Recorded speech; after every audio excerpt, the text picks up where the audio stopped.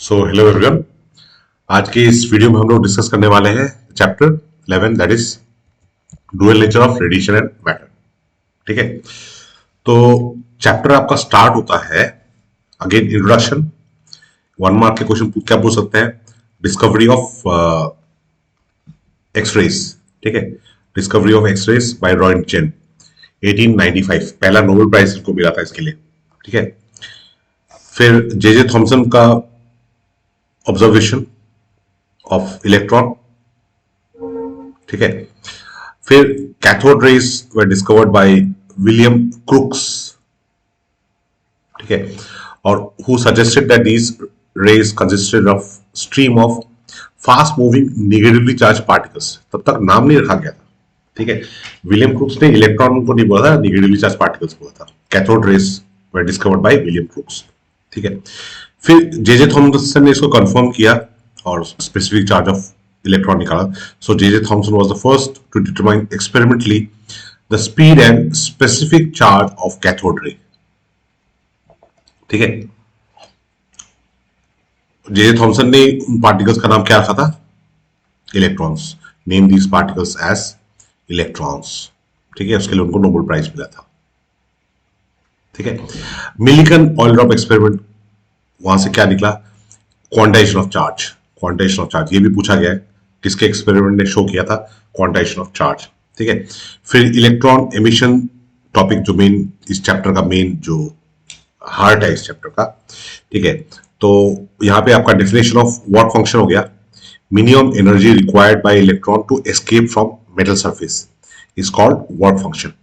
ठीक है, और इसको हम लोग इलेक्ट्रॉन वोल्ट से रिप्रेजेंट करते हैं। 1 इलेक्ट्रॉन वोल्ट का डेफिनेशन आता है।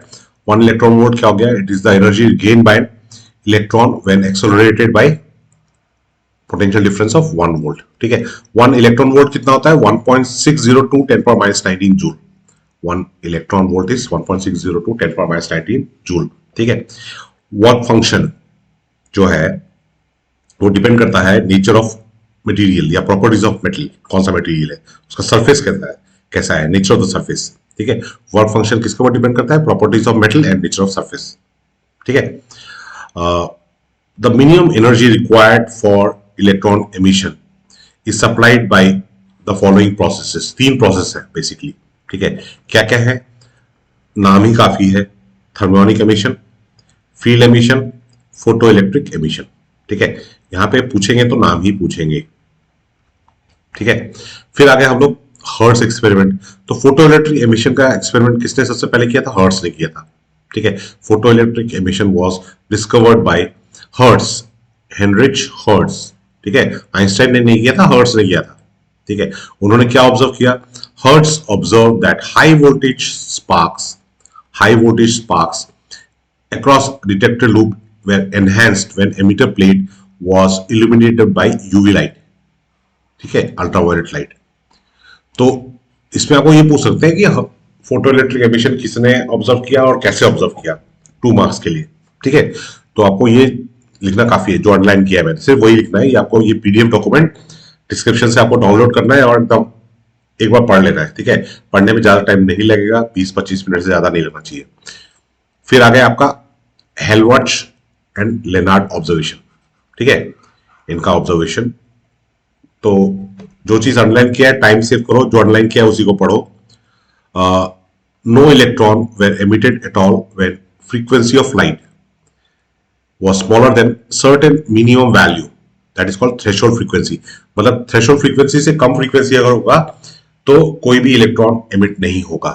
ठीक है, this minimum frequency depends on nature of material.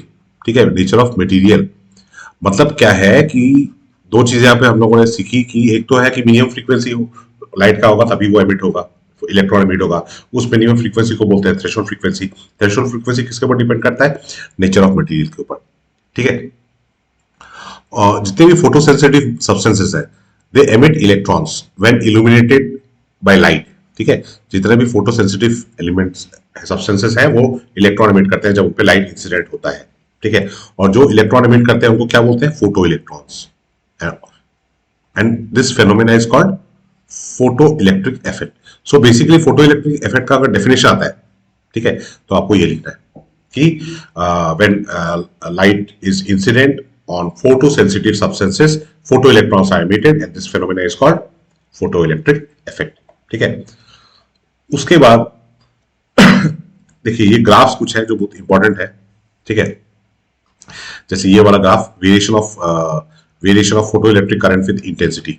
ठीक है, और ये ऑब्जर्वेशन कि photo current is directly proportional to number of photo electrons emitted per second.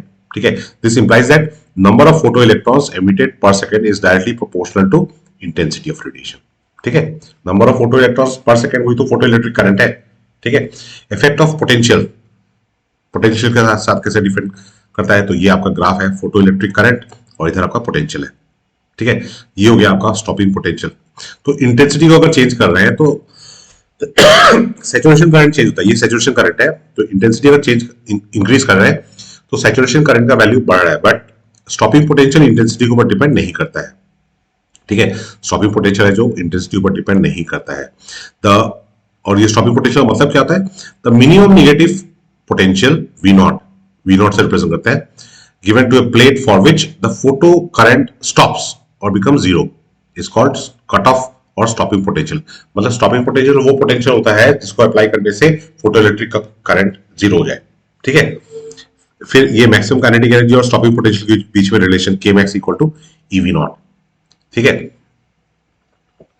यहां पे देखिए ये चीज इंपॉर्टेंट है, for a given frequency of incident radiation the stopping potential is independent of intensity, जो कि ग्राफ से भी नजर आ रहा है।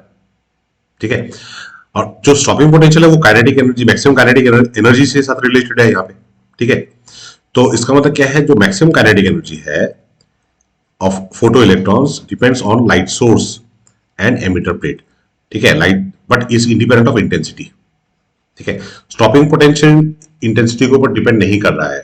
ठीक है, स्टॉपिंग पोटेंशियल जो है वो इंटेंसिटी के ऊपर डिपेंड नहीं कर रहा है। ठीक है, तो इसका मतलब स्टॉपिंग पोटेंशियल अगर नहीं करेगा तो आपका मैक्सिमम काइनेटिक एनर्जी भी नहीं करेगा। ठीक है, नेक्स्ट हो गया आपका effect of frequency. Effect of frequency graph ये बहुत इंपॉर्टेंट है, ग्राफ ड्रॉ करने के लिए आ ही सकता है। ठीक है, तो इसका एक्सप्लेनेशन यहां पे दिया हुआ है कि the energy of the emitted electrons depends on frequency of the incident radiation. Stopping potential is more negative for higher frequency. मतलब अगर आप फ्रीक्वेंसी को इंक्रीज कर रहे हैं, ठीक है, ये न्यू 3 है, ये न्यू 2 है, ये न्यू 1 है, जो न्यू 3 है वो न्यू 2 से बड़ा, न्यू 2 न्यू 1 से बड़ा है, तो जितना भी आप फ्रीक्वेंसी को इंक्रीज करेंगे स्टॉपिंग पोटेंशियल उतना ही इंक्रीज होगा नेगेटिव डायरेक्शन में। ठीक है, फिर ये ग्राफ हो गया variation of stopping potential with frequency. ठीक है, तो वो एक स्ट्रेट लाइन होगा। तो ये कुछ ऑब्जर्वेशन हो गए।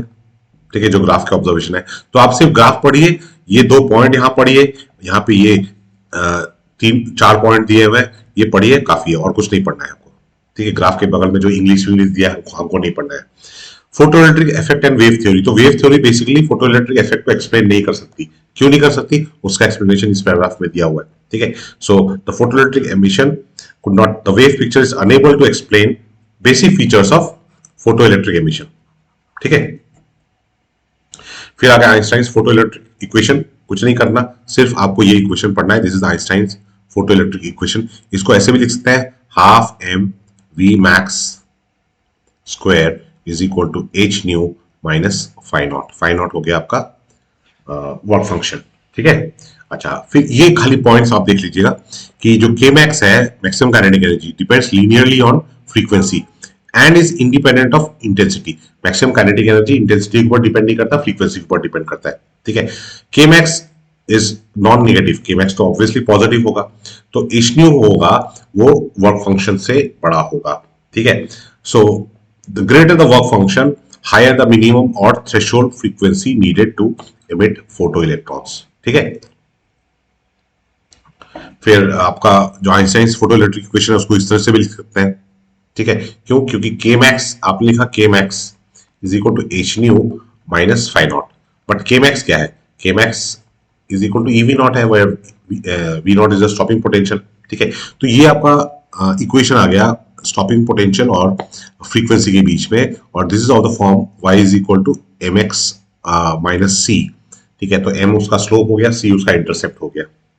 ठीक है, so it predicts that v not versus knew that is frequency, is a straight line और उसका स्लोप कितना होगा h by e, ठीक है, and is independent of nature of material, ठीक है। सो इस इक्वेशन से हम लोग प्लैंक कांस्टेंट का वैल्यू निकाल सकते हैं, ये क्वेश्चन भी पहले एग्जाम में आ चुका है, ठीक है। फिर पार्टिकल नेचर ऑफ फोटोन, तो इसमें आपको कुछ नहीं करना है, photon picture of electromagnetic radiation, उसके कुछ इंपॉर्टेंट प्रॉपर्टीज, ये 5 प्रॉपर्टीज है, ठीक है, 5 मिनट भी नहीं लगेगा पढ़ने में, ठीक है। फिर आ गया आपका वेव नेचर ऑफ मैटर, तो इसमें आपका बेसिकली आपको क्या पढ़ना है, डी ब्रोगली रिलेशन पढ़ना है, ठीक है। लैम्डा जो है यहाँ पे डी ब्रोगली वेवलेंथ है, lambda is equal to h by p, p क्या है, मोमेंटम है, ठीक है। तो मोमेंटम को in terms of kinetic energy कैसे लिख सकते हैं, twice m e k, square root of twice m e k, तो ये ऐसे भी लिख सकते हैं। जो ई के है काइनेटिक एनर्जी, चार्ज पार्टिकल के लिए क्या हो जाएगा, वो क्यू वी हो जाएगा, so twice m q v, ठीक है। तो ये डी ब्रोगली इक्वेशन को अलग अलग फॉर्म में ऐसे लिख सकते हैं, ठीक है। तो ये यहाँ पे दिखा हुआ है वही चीज, ठीक है, ये इलेक्ट्रॉन का वेवलेंथ निकाला है, ठीक है। फिर आ गया आपका हाइसेनबर्ग अनसर्टेनिटी प्रिंसिपल, केमिस्ट्री में भी पढ़ा होगा, delta X multiplied by delta P is equal to h by twice pi, यहाँ पे वो h क्रॉस लिखा हुआ है, that is h by twice pi, ठीक है। और इसी के साथ नेक्स्ट मैं चैप्टर समाप्त बोल रहा था मगर एक चीज बताना भूल गया, ये जो डेविसन एंड जर्मर एक्सपेरिमेंट है ये 5 मार्क्स के लिए आ सकता है, ठीक है। तो 5 मार्क्स के लिए बेसिकली आपको ये डायग्राम ड्रॉ करना है, ठीक है। और आपका the wave nature of electrons were experimentally verified by Davisson and Germer experiment, तो इस एक्सपेरिमेंट में बेसिकली हम लोगों ने वेव नेचर ऑफ इलेक्ट्रॉन को वेरीफाई किया था, ठीक है। तो आपको देखिए इस तरह सब कुछ लिखना है, डायग्राम ड्रॉ करना है, क्या इलेक्ट्रॉन का वेव नेचर वेरीफाई किया वो लिखना है, और फिर यहाँ पे लिखना है ये चीज कि there is an excellent agreement between theoretical value and experimental value of de Broglie wavelength, Davisson and Germer experiment thus strikingly confirms the wave nature of electrons। अगर कुछ ना लिखे तो एटलीस्ट इतना भी लिख दे तो आपको मार्क्स मिल जाएगा, मतलब अगर ये क्वेश्चन 3 मार्क्स का आता है तो एटलीस्ट मतलब बुरे से बुरे टाइम में भी आपको 2 या 2.5 मार्क्स मिल जाएगा, ठीक है। So that is the last topic of this chapter, ठीक है। सो ये हो गया आपका डुअल नेचर, ओके।